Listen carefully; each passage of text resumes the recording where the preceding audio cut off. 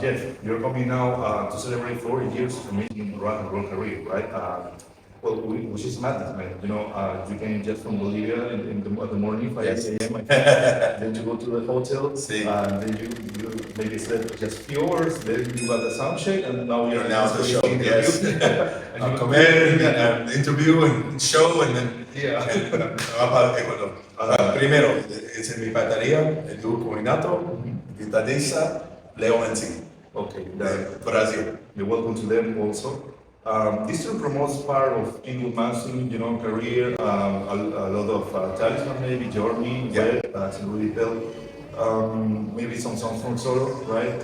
Well, when we were discussing the set list, because obviously this is 40 years of music in a 2-hour show, it's almost impossible to do. Yeah. I told the guys, I think the best way to do it is to make all the groups and artists from my career that we're going to be performing for, to do in medleys. Because if we do an Axel Rudi Pell song, they're going to say, why didn't you play that one? Why didn't you play that one? So why don't we play all three? Yeah. If we're going to do W.e.t songs, they're saying, oh, you didn't play that one, you didn't play that one, so why don't we do 4? So all the set list is medleys. W.e.t medley, Talisman medley, Yngwie medley, Jeff Scott Soto medley. Things from my career, so the set list is over 40 songs, but condensed to medleys, so you get a little bit of everything. It's like a buffet. In a past interview, you said that maybe working with Journey was really difficult sometimes and really hard because it's a lot of work to do. Is there any band which was really almost impossible, maybe, that you can say it? Well, there's a reason why the band W.e.t doesn't tour, because the material is kind of like Journey's. Wow. To sing in the studio, you have time. You can punch in, you can take the time to make the recordings. When you sing it live, it's very difficult to sing every night this register, like Journey. So W.e.t is probably one of the hard ones if we ever to tour. That's why even when we do the medley, I only have to do pieces, and it's so much easier, and it's great because the people are happy, but I don't have to sing 4 minutes of one song, 4 minutes of another song. We do the medley is what, like maybe 7 to 8 minutes? Yes. Yeah. And we'll keep on fighting till the end. We are the champions. We are the champions. No time for losers, 'cause we are the champions. We have a little questions from the fans. In this case, is Feliz Silva from Peru. Is there any freedom of speech about the song composition, the song arrangement for your musicians? Well, I used to write more because I'm very limited in my piano and guitar skills. I used to write more earlier days of my solo albums, and you can hear this. They're more simple. I have songs like "Drowning" and "Eyes of Love," very simple compositions. But I realized for me to have the better songs, the better riffs and the better sounding songs, it's better for me to work with people who actually play their instruments very well. Yeah. I've written many songs with Leo on my solo albums as well as with Soto. Edu, I've been writing for 2 decades now. We've been writing so many songs together, and I give them the freedom to do what they feel musically it works for them, because it works for me better when I hear they give me an empty canvas. They give me a song, they say do whatever you want to do, vocals, lyrics, they give it to me, and I hear the music and I get more creative than if I'm sitting here writing the chords and writing the lyrics.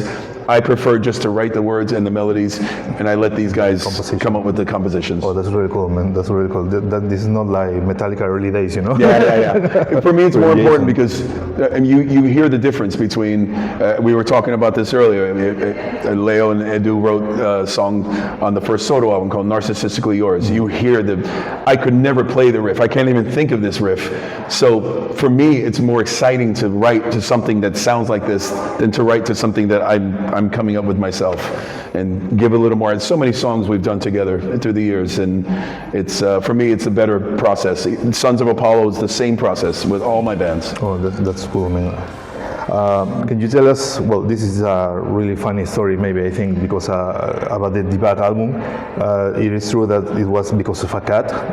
That's right. We saved the cat in Bulgaria. My wife is from Bulgaria.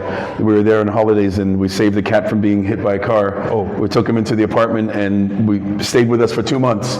And it's like, okay, we're going back to Los Angeles. Do we put the cat back in the street? Nope. No. We brought the cat back to. But the travel from Bulgaria to Los Angeles, the cat was traumatized. It was crazy. You go near, it's like, So the word debak is savage, like a savage. If you say this person or this animal is debak. Even the cover album was Black Panther. I think, Yes, right? yes. So it was kind of based on this crazy cat. Oh, that's really cool. Do you know about this history? No, the first time. Yeah, he knew about it. Oh, okay, that's really cool. This is another question.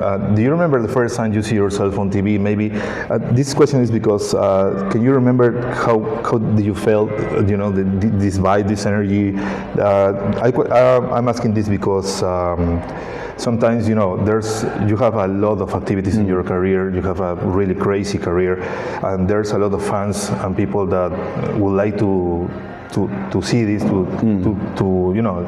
to be in this involved. So I can speak for myself. I can speak for these guys. It's the first of anything at that level is so exciting. The first time you have your first album, you open up, wow, because you have so many albums all your life, and now you have one that you're on. The same feeling when you see TV, the same feeling when you hear yourself on the radio the first time.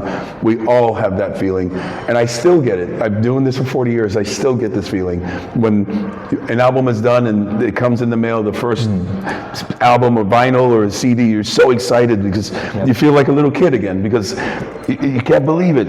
I've done hundreds of records and you still feel that excitement. I still feel it. that's cool, man. There's always something a little different. And this is one of the, I don't give enough credit, and I should give, I always want to give more to my guys because for me, they complete me. When I have ideas of what I want to do, I need the best of what I can get surrounding me, and I have the best. They watch, they hear, they notice everything. Even during the show, something can change like that, and they're watching and they know exactly what to do. It's almost like we're reading each other's minds because we've known each other so long, and they know that I can change something right on them, and they're right there with me, and I love it because when I change something and it happens, I'm like, yes. You get that feeling like they were reading my mind. They knew I was going to do this. It's like you are singing right now, and you turn to your right and see Leo, and he sees your eyes, and he knows what you are going to do or what exactly. There's so many moments that have happened. Even now, we're doing in the show. It's part of the show that was an accident or a mistake, and we made it part of the show because we just have this kinetic energy that works on the stage so well. That's a good chemistry. Right? Absolutely. And even though it's billed as Jeff Scott Soto, they have their own band in São Paulo called Spectra. Yeah. So I try to give them as much platform as Spectra for their group, but also to make it seem like it's not only about me, it's about us. Okay, denle una mirada de Spectra también, ya saben, igual. What comes after this the American tour? Maybe a surprise for this podcast about your career? After this, I've got Sweden Rock I'm doing with Talisman. We're doing another. The last time we played was 10 years ago. So massive festival. This year would have been Marcel Jacobs' 60th birthday. So they invited us to celebrate what would have been 60 for him, but it's also 15 years since he died. So it's celebration, but it's also a memorial at the same time. But we don't do anything sad. It's only about celebration, the Talisman legacy, the music, and of course Marcel Jacob. Yeah, okay. And then I've got a little break because I got to do a little knee surgery, and then after that I'm going to Indonesia. I've got a lot of shows in August, September, October, and then back to Trans-Siberian Orchestra to end of the year. I'm almost on the same knee. Yeah. I got a bike accident. I had 2 torn meniscus on this, and I fucked it up even more. The Angler show. Oh my! The first show. I'm like, oh my God! The beginning of the tour. No way. Everything's okay. Okay. We got a section for finish this interview. Okay. It's called the time machine. Okay. Maybe you can respond to. Yes. If you had a time machine, where would you like to travel in rock and roll era? Maybe a past concert or era. I don't know, Woodstock or whatever. Maybe you guys can answer first while I'm thinking. Is that You had a this rock and roll time machine. Where would you go? What year? Where's the purple show? Oh, Wow. yeah. Wow. That's madness. Yeah. Interesting. For Richie Blackmore going crazy. Yeah. You, my friend? Well, I was born on the 80s, so I would love to go back and watch the tour for the Creatures of the Night.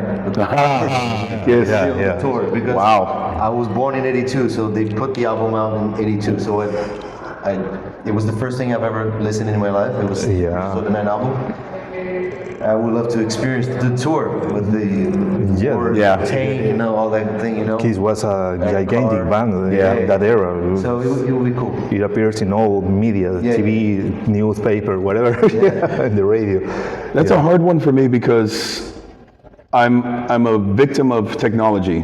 I love where we are now with the sound, the lights, the strobes, all the different things that we didn't have back in the day.